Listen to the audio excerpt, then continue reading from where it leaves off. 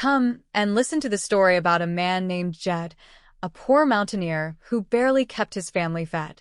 And then one day he was shooting at some food, and up to the ground come a bubble and crude oil, that is black gold, Texas tea. Well, the first thing you know, old Jed is a millionaire. The kinfolk said, "Jed, move away from there." They said, "California is the place you ought to be." So they loaded up the truck and they moved to Beverly Hills, that is, swimming pools, movie stars. The Beverly Hillbillies. On a bright and sunny morning in the magnificent mansion, the gentle and hardworking Ellie Mae was busy keeping the house in pristine order. She moved with effortless grace, handling her cleaning tools with the kind of joy that only a pure heart could possess. Jethro Bodine, dressed in a flamboyant manner that he believed to be the height of fashion, walked into the room and noticed her efforts. He looked down and remarked that she had done a beautiful job on the floor, adding that it was absolutely beautiful and that he sincerely loved her mop. Ellie Mae looked up, slightly surprised but amused by his sudden enthusiasm, and asked if he really loved her mop. Jethro nodded vigorously, declaring that it was a smash, baby. Seeing his enthusiasm, Ellie Mae offered the handle to him, asking if he would like to push it a while. Jethro backed away quickly, declining the offer by saying he would love to, but he was running late because he probably had an office full of clients waiting on him. This caught Ellie Mae by surprise, and she repeated the word, wondering what clients he could possibly have. Jethro grinned widely and asked if Uncle Jed had not told her yet, proudly announcing that he was a big Hollywood agent now, what they call a flesh peddler. The term sounded highly unusual to Ellie Mae, who repeated it with a mix of confusion and concern. Jethro, completely oblivious to how the phrase sounded, explained that he makes deals for the big stars, and then when they are through working, he gets 10% of their money. Ellie Mae looked at his wild, uncombed hair and suggested that if he was starting a new and important job, he ought to at least comb his hair. Jethro was offended by the suggestion, explaining that he had paid $25 to have it styled like this, and that the stylists had teased it for an hour. Ellie Mae chuckled and remarked that it looked like they got it mad, adding that he was showing more colors than a red rooster in a pumpkin patch. Jethro, choosing to take it as a compliment, praised her country humor and called her sweetie, promising to keep her in mind for rude parts in the movies. Just then, Granny walked into the living room, looking skeptical as she watched Jethro strut around. She approached Jed Clampett, who was sitting quietly, and asked what was going on with that boy. Jed, always calm and patient, explained that Jethro was just feeling spry because he got himself a brand new job working in a butcher shop. Granny was surprised and repeated the words, but Jed clarified that the boy told him he was going to be a flesh peddler. Granny frowned, noting that Jethro had told her the exact same thing, but he had claimed that meant being an agent. Jed scratched his head, wondering aloud what an agent actually was. Granny explained that an agent finds work and other folks do it. Jed smiled mildly and admitted that such an arrangement would suit Jethro all right. Jethro, looking out the window with an air of grand importance, complained that his limousine was not there yet, so he thought he would call New York to see if there were any Broadway openings he should jet in for. Jed decided it was time to clear up the confusion and told Jethro that Granny and he were a mite confused, asking if flesh peddling did not actually mean working in a butcher shop. Jethro sighed dramatically, wondering aloud how a boy genius like him got born into this family of hayseeds. He then turned to Jed with a serious expression and asked if, when he gives out his biography to the public, they would mind if he said he was adopted. Jed, with his characteristic dry wit, replied that personally he would appreciate it. A formal voice interrupted them as the chauffeur arrived, announcing that the limousine was ready for Mr. Bodine. Jethro turned to the driver, asking if everything was all right with the arrangement. The driver confirmed it, and Jethro, noticing the attire, remarked on the driver being a girl. The chauffeur confidently replied that it was right, sweetie. Jethro turned to his family, boasting that he had hired himself a big mess of girls because he had to give them something to do. Before stepping out, he grandly instructed them to refer any calls to his office.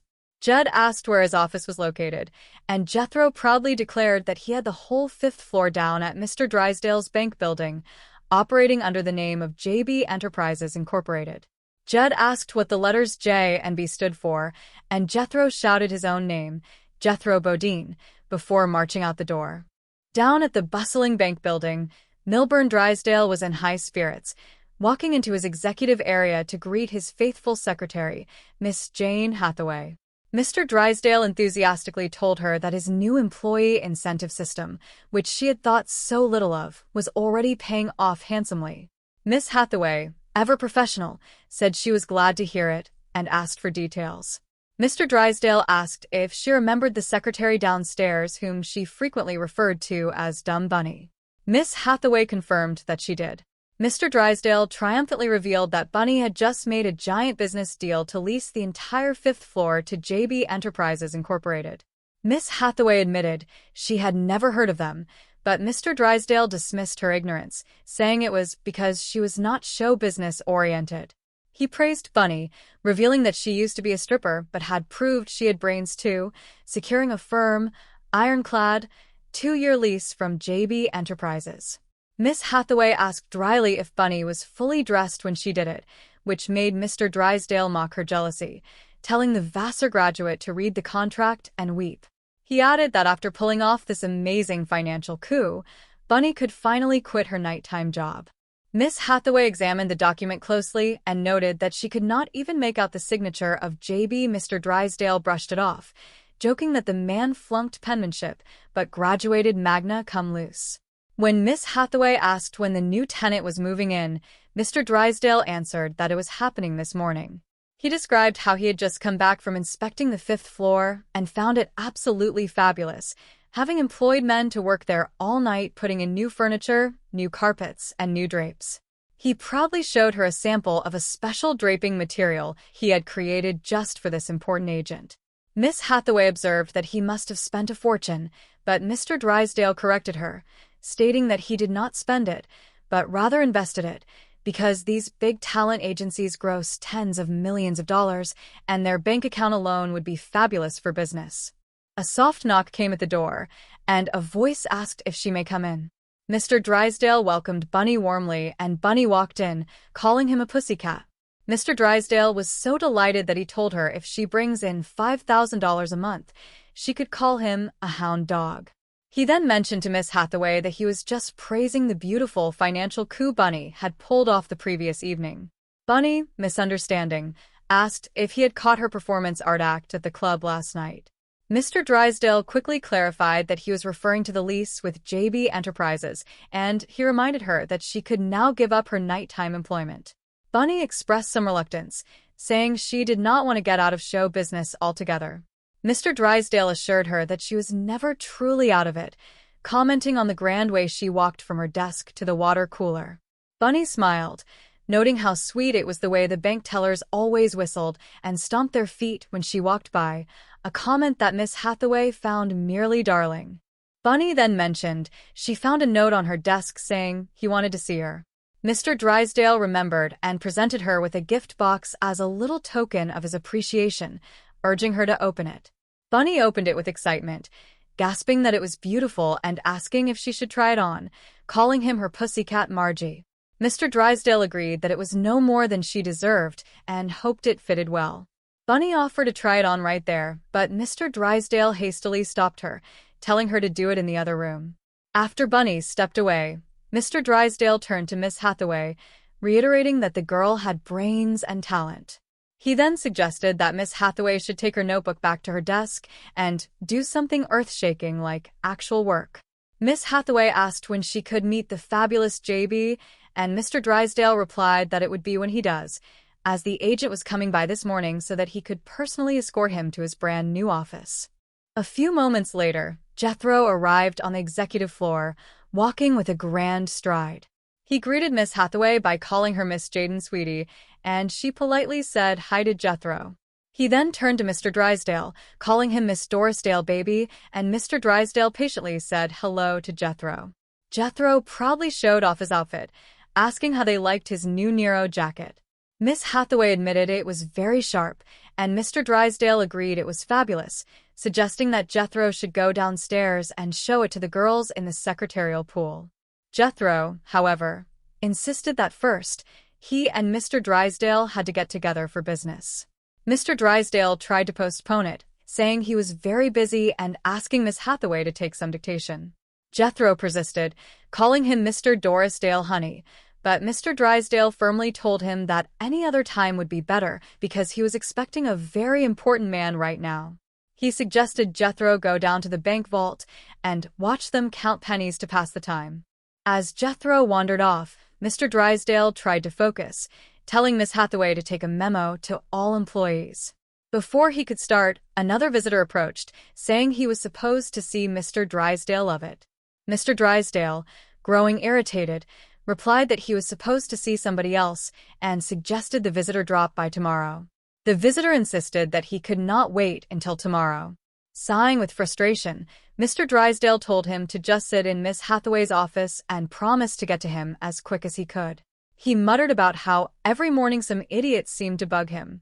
Trying to find his place, he repeated that the memo was for all employees regarding the employee incentive system. Suddenly, Bunny returned, wearing her new outfit and asking Mr. Drysdale how she looked. Mr. Drysdale lost his patience and yelled at her to sit down and be quiet. Jethro, walking back into the area, saw Bunny and complimented her appearance, saying she looked great. Jethro then asked Mr. Drysdale to do him a favor. Mr. Drysdale, still trying to please his new big client through Bunny, told her that he would do anything for his pussycat. He then looked at Jethro, whom he still did not recognize as the mysterious JB, and told Bunny to take the big kid outside to the candy store to get him some lollipops and jawbreakers. Jethro, delighted to see Bunny, greeted her by calling her Buddy Baby, and Bunny happily recognized him, shouting JP. Mr. Drysdale froze, his mind trying to connect the pieces. He mumbled about the subject of the memo and the employee incentive system, realizing that Bunny had just called the boy JB. He stammered, thinking it could not possibly be true. Jethro smiled broadly, confirming that JB was indeed him. Jethro then told Mr. Drysdale that he would see him later because Bunny was going to take him up to the 5th floor to show him his new offices, calling the arrangement stabby. The realization hit Mr. Drysdale like a lightning bolt.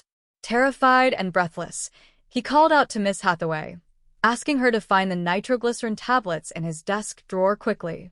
Miss Hathaway panicked, saying she did not know he had a heart condition. Mr. Drysdale, completely exasperated by the financial disaster of renting his prime floor to Jethro, clarified that he did not have a heart condition, but instructed her to take the nitroglycerin up to the 5th floor, give it to Bunny, and push her out the window. Meanwhile, back at the Clampett estate, Ellie Mae was outside when she spotted a familiar vehicle approaching. She called out to her father, telling him to look at who was coming up the driveway because it was their cousin Roy from back home. She waved happily, shouting a warm howdy to Cousin Roy. Roy Halsey parked his vehicle and greeted Ellie Mae in return. Ellie Mae noticed he looked a bit cautious around their large pet bear, Fairchild, and told him not to be scared because she would tell the bear that they were all friends. Jed came outside and smiled, welcoming little Roy Halsey and expressing his genuine pleasure at seeing him. Granny came out next, offering a hearty howdy to Roy.